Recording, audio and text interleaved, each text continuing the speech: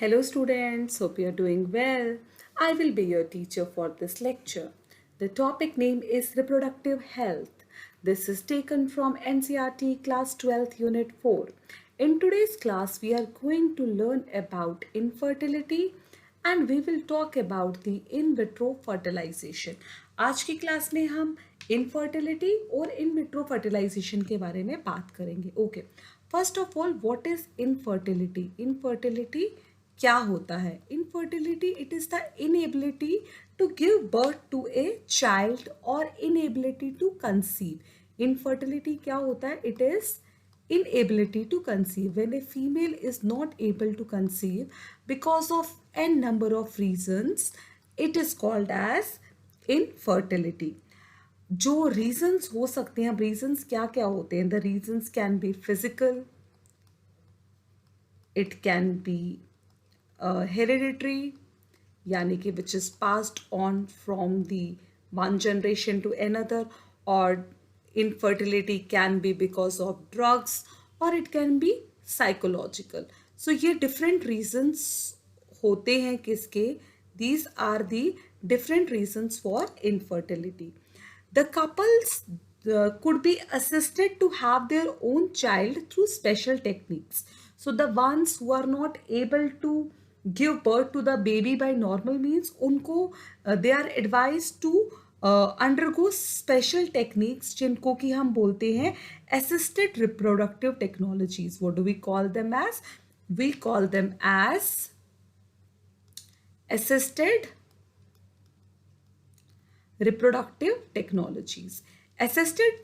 assisted reproductive technologies में बहुत सारे different techniques आती हैं, बहुत सारे different technologies आती है जिससे कि एक infertile couple, like infertile couple, they are able to have their own child.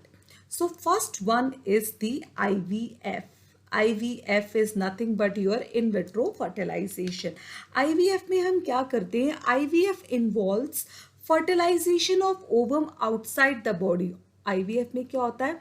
जो ovum की fertilization होती है, where it happens? It happens outside the body, usually where? In the lab. Okay. अब ओवा, जो ओवम होता है, ओवा फ्रॉम दी वाइफ और फ्रॉम द डोनर फीमेल, और स्पर्म्स कहाँ से? ओवा किससे लिया हमने? ओवा हमने फीमेल से लिया. The female can be wife और द डोनर फीमेल, और स्पर्म्स हमने मेल से लिए. मेल कैन बी फादर और द डोनर. ओके, इनको हम क्या करते हैं? इनको हम कलेक्ट करते हैं and this ova and sperm, they are fused together in the lab to form what? To form the zygote. Lab में उनको इंड्यूस करके क्या करते हैं? जाइगोट बना देते हैं. उसके बाद this zygote is then transferred into the fallopian tube. इस जाइगोट को क्या करते हैं? इस जाइगोट को उसके बाद हम ट्रांसफर कर देते हैं किसमें?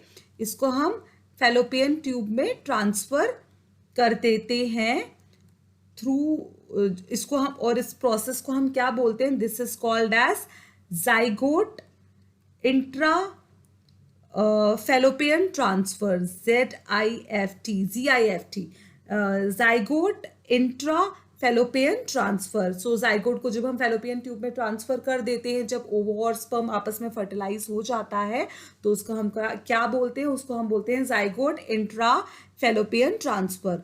Okay, in case if the embryo is more than 8 blastomeres, अगर एम्ब्रियो में 8 से ज़्यादा ब्लास्टोमेयर्स प्रेजेंट है, तो उस केस में हम उसको डायरेक्टली कहाँ पे ट्रांसफ़र कर देते हैं? उस केस में हम उसको डायरेक्टली यूट्रस में ट्रांसफ़र कर देते हैं, और उसको हम क्या बोलते हैं? उसको हम बोलते हैं intra uterine transfer. Intra uterine transfer. So when the embryo, it is directly transferred where? When it is directly transferred to the uterus, it is called as intrauterine transfer.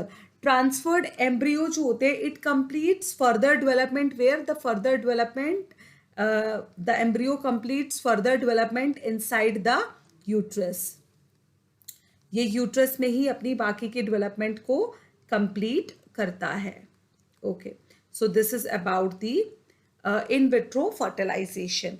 हमारे पास और भी टेक्निक्स होते हैं, जैसे कि गैमीट इंट्राफेलोपियन ट्रांसफर.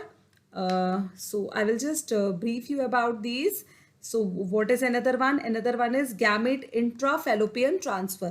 इसमें क्या होता है, ओवम को हम कलेक्ट करते हैं डोनर फीमेल से, उसके बाद हम उसको ट्रांसफर करते हैं into the fallopian tube of another female जो ओवम जो एग्स प्रोड्यूस नहीं कर पाती है, और उसके बाद हम उसको सूटेबल एनवायरनमेंट देते हैं फर्टिलाइजेशन के लिए और फर्दर डेवलपमेंट ऑफ एम्ब्रियो के लिए. यानी कि गैमेट इंट्राफेलोपियन ट्रांसफर में हम जो एग को डोनर फीमेल से ट्रांसफर करते हैं उस फीमेल में जो अपने एग्स नहीं प्रोड्यूस कर पाती, और उसके बाद सूटेबल कंडीशंस के under the female is able to produce its own baby. Okay, वो डेवलप कर पाती है. एक और मेथड क्या है, it is known as intra cytoplasmic sperm injection, ICSI. ICSI stands for intra cytoplasmic sperm injection. इस मेथड में क्या होता है, sperm is directly injected into the ovum under lab conditions. जो sperm को डायरेक्टली ओवम में इंजेक्ट करते हैं अंडर लैब कंडीशंस. और लास्ट मेथड जो है हमारे पास वो क्या होता है, वो होता है आर्टिफिशियल इंसेमिनेशन का. What is the last method? It is the artificial insemination. Artificial insemination में क्या करते हैं, हम सेमेन को कलेक्ट करते हैं ईदर फ्रॉम दी हस्बैंड या तो हेल्दी डोनर से, और उसके बाद हम उसको आर्टिफिशियली इंट्रोड्यूस करते हैं कहाँ पे, इनटू दी वजाइना और into the uterus of the female.